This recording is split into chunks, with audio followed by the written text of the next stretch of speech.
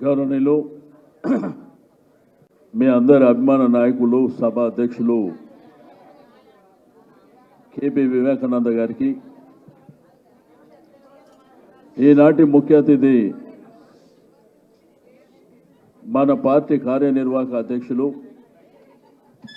గౌరవ తారక రామారావు గారికి ఈనాటి పెళ్లి కొడుకు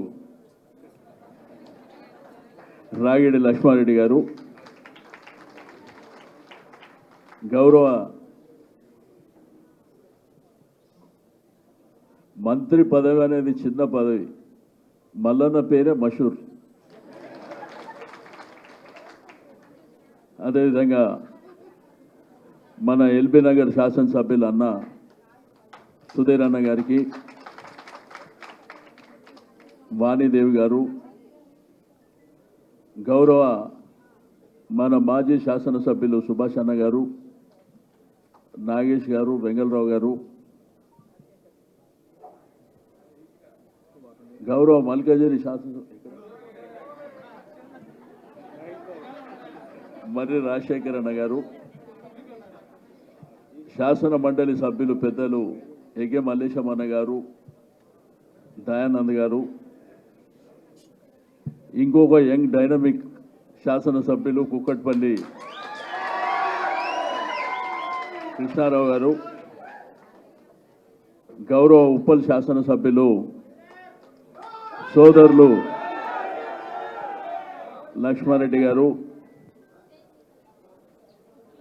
అదేవిధంగా రామ్మోహన్ గౌడ్ గారు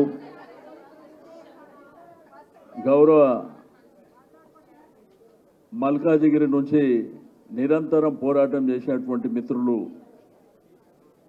మహేష్ గారికి గౌరవ మా కార్పొరేటర్లకు అందరికీ మా మేయర్ గారు వెంకటరెడ్డి గారు మా కార్పొరేటర్లు మేడ్చల్ నుంచి మేయర్లు చాలామంది ఉన్నారు చైర్మన్లు ఉన్నారు కౌన్సిలర్లు కార్పొరేటర్లు మా ప్రాణ సమానమైనటువంటి మా అక్క చెల్లెళ్లకు మా కార్యకర్తలకు మీడియా మిత్రులకు అందరికీ నమస్కారం ఎంతో సంతోషదాయకమైనటువంటి సందర్భం సరే ఎలక్షన్లు మొన్న జరిగిపోయినాయి 3 నెలల కింద మళ్ళీ పార్లమెంట్ ఎలక్షన్లు వచ్చినాయి మరి ఈ పార్లమెంట్ ఎలక్షన్లో మనం ఊహించలే గతంలో మనం ఓడిపోతామని మన ప్రభుత్వం పోతుందని చెప్పి మనం కలలో కూడా ఊహించలే కానీ గ్రేటర్ హైదరాబాద్ అంతా ఒకవైపు వివేకానంద ఫస్టే చెప్పినమ్మా ఆయన సభాధ్యక్షుడు కదా ఫస్టే చెప్పిన ఫస్టే ఆయనతోనే స్టార్ట్ చేసిన ఆయన సభాధ్యక్షుడు అని ఫస్టే చెప్పిన అయితే మన ప్రభుత్వం పోతుందని మనం కలలో కూడా ఊహించలే కానీ ఈరోజు ప్రభుత్వం పోయిన తర్వాత వాస్తవం ఏంది అనేది మన ప్రాంతంలో ఉన్నటువంటి ప్రజలకు గ్రామీణ ప్రాంతంలో ఉన్నటువంటి రైతాంగానికి అదేవిధంగా ప్రజలందరికీ ఈరోజు అర్థమవుతుంది కేసీఆర్ గారి ప్రభుత్వం లేకపోతే రాష్ట్రం ఎట్లుంటుందో ఈరోజు కళ్ళ ముంగట కనిపిస్తుంది అందుకే గ్రామాలలో ఇప్పుడే స్టార్ట్ అయిపోయింది మన్ను మోసుడు దుమ్ము మోసుడు మహారాజు కేసీఆర్ గారిని ఎందుకు ఓడగొట్టుకుంటున్నాం అనేటువంటి బాధ ఈరోజు గ్రామాలలో స్టార్ట్ అయింది అయితే మల్కాజిగిరి పార్లమెంటుకు వచ్చేసరికి ఒక్క లక్ష్మారెడ్డి గారే లోకల్ అక్కడ మిగిలిన ఇద్దరు తెలుసా వాళ్ళ అడ్రస్ మీకు రెండోది లక్ష్మారెడ్డి గారు కాంగ్రెస్ పార్టీ కంటే ముందు నుంచే సోషల్ సర్వీస్ చేస్తూ మా మల్లన్న ఏం చెప్పిండు నాకంటే చాలా మంచోడు అని చెప్పిండు గొప్పోడు అని చెప్పిండు మా కేతమ్మ మాట్లాడింది చూసిన నేను నీలక మాట్లాడితే ఇక కాంగ్రెస్ కాదు కదా ఎవడు ఈ రాష్ట్రంలో ఉండడు. ఎందుకంటే నీ కడుపు బాధ ఏంది అనేది, ప్రజల బాధ ఏంది అనేది కొట్టొచ్చినట్టు కనిపిస్తుంది. అయితే ఎలక్షన్ రణరంగం కాబట్టి నేను మీ అందరికి ఒకటే నేను చెప్పేది, మా ఎంఏలు అందరు శాసనసభ్యులు అందరూ మనోళ్ళే. మరి 7 మంది మనమే ఉన్నాం. లక్ష్మారెడ్డి క్యాండిడేట్ కాదు, మీరే క్యాండిడేట్లు. పార్టీ పరంగా రాగిడి లక్ష్మారెడ్డి గారి క్యాండిడేట్ అని మన అధ్యక్షుల వారు పంపించారు. కానీ ఇది మన బాధ్యత. నేను గౌరవ శాసనసభ్యులకు, మా మేయర్లకు, మా కార్పొరేటర్లకు, మా కార్యకర్తలకు, నాయకులకు, కౌన్సిలర్లకు చెప్పేది, మనమే క్యాండిడేట్ లాగా పనిచేయాలి. ఎమ్మెల్సీలు కూడా మీరెట్లా ఆ రోజు క్యాండిడేట్లుగా ఉండి గ్రామం తిరిగారు, బస్తీ తిరిగారు. ఈరోజు కూడా మీరే క్యాండిడేట్ అనుకొని పనిచేయాలి. ఎదుటోని తిట్టేటప్పుడు తిడదాం, ఎదుటి పార్టీని తిట్టేటప్పుడు తిడదాం, కానీ మనం ఏం చేసినాము, వాళ్ళు ఏం చేస్తారు ఫస్ట్ ప్రజలకు గుర్తు చేయండి. పొద్దాస్తమానం వాళ్ళని వీళ్ళని తిట్టుడు కాకుండా మన ప్రభుత్వం ఉన్నప్పుడు మనం ఏం చేసినాం, మన ప్రభుత్వం ఉన్నప్పుడు నిరంతరంగా మీకు అందుబాటులో ఉన్నాం. ఏ చిన్న సమస్య వచ్చినా మనం ఆ పని తీసుకున్నాం. అది గుర్తు చేయాలి ప్రతి ఇంటికి పోయి. మేమెట్లా చేసినామో ఇప్పుడు వచ్చిన ప్రభుత్వం ఏం చేస్తుంది. దీన్ని సింగిల్ వాయిస్ కింద మనం ప్రజల్ని కదిలించవలసినటువంటి అవసరం ఉన్నది. అందుకే నా గౌరవ శాసనసభ్యులకు, మా నాయకులకు అందరికీ రిక్వెస్ట్ చేస్తుంది ఏంటంటే, ఎండలు తీవ్రంగా ఉన్నాయి, ఎండలు చాలా భయంకరంగా ఉన్నాయి. మీరు మార్నింగ్ 7 o'clock నుంచి 9 వరకు పాదయాత్ర కార్యక్రమాన్ని మన అసెంబ్లీలలో, కార్పొరేషన్ ఎన్నికలలో మనం ఎట్లయితే తిరిగినామో ఆ పద్ధతిలో స్టార్ట్ చేస్తాం. సాయంత్రం 3 గంటలు మంచిగా తిరగవచ్చు. పొద్దున కొంత 2 గంటలు తిరిగినా సాయంత్రం బ్రహ్మాండంగా కొంత చల్లబడగానే 9 గంటల దాకా తిరగవచ్చు. అవసరం అనుకుంటే 10 గంటల వరకు తిరగవచ్చు. నేను అడుగుతున్న, ఆ రోజు కేసీఆర్ గారి పరిపాలనలో మరి మున్సిపల్ మినిస్టర్గా కేటీఆర్ గారు ఉన్నప్పుడు జరిగిన కార్యక్రమాలు ఈ 100 రోజులలో ఒక్క చీపురు పుల్లనన్నా మన బస్తీకి వచ్చిందా? అప్పుడున్న పరిస్థితి ఏంది, ఇప్పుడున్న పరిస్థితి ఏంది? తాగే నీళ్లు తగ్గినాయా? కరెంట్ ఎప్పుడు వస్తుందో ఎప్పుడు పోతుందో తెలుస్తుందా? కాబట్టి ఆ విషయాలను గుర్తుపెట్టాలి. ప్రజల దగ్గర పోయి ఈ విషయాలే మాట్లాడాలి. రోజు వాళ్ళని తిడితే వీళ్ళని తిడితే తిట్టడానికే చాలా టైం ఉంది. రేపు రోడ్ షోలు జరిగినప్పుడు తిట్టేటప్పుడు ఆ రోడ్ షోలలో తిట్టవచ్చు, ప్రెస్ కాన్ఫరెన్సులు పెట్టి తిట్టవచ్చు. కానీ వ్యత్యాసం ఏందనేది ప్రజలకు చేరువ కావాలి. మన ప్రభుత్వం సంపూర్ణంగా కార్యక్రమాలు చేసింది.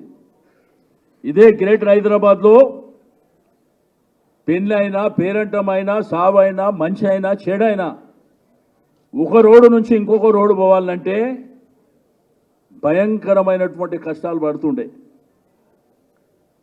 కానీ కేటీఆర్ గారు అండర్ పాస్ అని, ఫ్లైఓవర్లని మరి బ్రహ్మాండంగా మీకు ఆ కనెక్టివిటీ.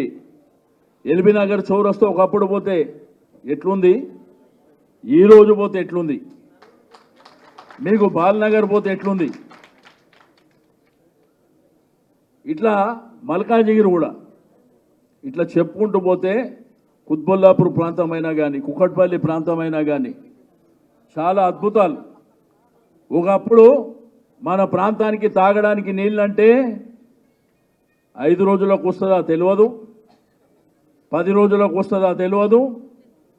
ఒక్క ట్యాంకర్ వస్తే చుట్లు పట్టుకొని కొట్లాడుకునే పరిస్థితి గత 10 సంవత్సరాల కింద ఉండే. మళ్ళా అదే పరిస్థితి తీసుకొస్తారు. కాబట్టి మీకు అందరికీ నేను ఒకటే చెప్తున్నా, ధైర్యంగా రాజకీయాలలో ఉండమే, ధైర్యంగా ఉండి పోరాటం చేయాలి. అందరం ముందుకెళ్దాం. జరిగేటి అన్నీ జరుగుతుంటాయి. కానీ ఈరోజు మనం చెప్పుకోవడానికి 100 ఉన్నాయి, కానీ వాళ్ళు చెప్పుకోవడానికి ఏం లేవు. వాళ్ళు పొద్దున్న లేస్తే మనం తిట్టడం తప్ప వాళ్ళు ఏం చేసిరో కదా కావాలి. వాళ్ళు మనం తిట్టుడు, మనం వాళ్ళని తిట్టుడు కాదు. అల్టిమేట్గా మధ్యలో ప్రజలు ఉన్నారు. ఆ ప్రజలకు ఎవరు మేలు చేసిరు అనేదే మనకు అత్యంత అవసరమైనటువంటి సందర్భం అని చెప్పి నేను ఈ సందర్భంగా తెలియజేస్తున్నా. ఇదే మా 7 మంది ఎమ్మెల్యేలు, 4 ఎమ్మెల్సీలు, మా ఇన్ఛార్జులు, 5 మా మేయర్లు, మా కౌన్సిలర్లు, కార్పొరేటర్లు. మీరు దలుచుకుంటే వేరేవాడు వస్తాడా? కానీ మీరు ఇది మీ ఎలక్షన్ అనుకోండి. మీరు ఏం చేశారంటే ఇది రాగి లక్ష్మారెడ్డి ఎలక్షన్ అనుకుంటారు. కాదే, అది మన ఎలక్షన్. ఇది మన పార్టీ ఎలక్షన్. ఇది గులాబీ జెండా ఎలక్షన్. కాబట్టి మనం అందరం ఖాళీ ఉండకుండా, ఇప్పుడు మనకున్న క్యాడరు మల్కాజిగిరిలో ఏ పార్టీ కన్నా ఉందా? మీరు ఆలోచన చేయండి.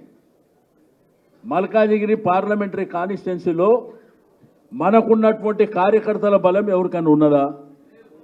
మరి దాన్ని అడ్వాంటేజ్ ఎందుకు తీసుకోవద్దు? మనమే ప్రజల దగ్గరికి ఎందుకు పోవద్దు? మనం ప్రజల దగ్గరికి పోయినప్పుడు వాళ్ళు రావాలంటే ఏడికని రావాలి? రాగలుగుతారా? వచ్చే పరిస్థితి ఉండదు. కాబట్టి మీరు వెంటనే ఆ కార్యక్రమాన్ని రేపంటే రేపు కాకపోయినా కానీ అట్లీస్ట్ సోమవారం నుంచి ప్లాన్ చేసుకునేటువంటి కార్యక్రమాన్ని మీరు ముందుకు తెలుసుకోవాల్సినటువంటి అవసరం ఉన్నది. ఈరోజు రాజకీయాలలో చెప్పుకోవడానికి కొన్ని వందలు ఉన్నాయి. మనం ప్రతి ఇంటికి వెళ్ళినప్పుడు చెప్పడానికి 100 ఉన్నాయి. గ్రామాలలో వెళ్ళి చెప్పడానికి 100 ఉన్నాయి. 24 గంటల కరెంట్ ఇచ్చింది మనమే అని చెప్పొచ్చు. తాగడానికి మిషన్ భగీరథ నీళ్ళు ఇచ్చింది మనమే అని చెప్పొచ్చు. రోడ్డు కనెక్టివిటీ కానీ, సివరేజ్ కానీ, దీంతోపాటు కళ్యాణ లక్ష్మి కానీ, షాదీ ముబారక్ కానీ, ఇట్లా కార్యక్రమాలన్నీ ఇచ్చింది మనమే అని చెప్పుకునేటువంటి అవకాశం మనకు తప్ప వాళ్ళకు లేదు. వాళ్ళు ఇప్పటికీ బాధపడుతున్నారు. గ్రేటర్ హైదరాబాద్ అంతా గెలిపించినాం, ఊర్లల్లో మరి వాళ్ళేదో అల్లావుద్దీన్ అద్భుత దీపం తీసుకొచ్చి ఇస్తారని, ఏదో 6 గ్యారెంటీలని మీకు అందరికీ తెలుసు. కాబట్టి ఆ విధంగా గ్రామాలలో ఓటు జరిగింది. కానీ అల్టిమేట్గా 100 రోజులలో వాళ్ళ నిజస్వరూపం కానీ ఓటేసినటువంటి ప్రజలు కూడా బాధపడుతుర్రు. అయ్యో కేసీఆర్ గారిని మేము పోగొట్టుకుంటాం కదా, మా బతుకు ఇట్లా అయిపోయింది అనేటువంటి భావన ఈరోజు గ్రామాలలో స్టార్ట్ అయింది. కాబట్టి నేను మా అక్క చెల్లెళ్ళకి, అన్నదమ్ముళ్ళకి అందరికీ మీకు రిక్వెస్ట్ చేసేది ఒకటే.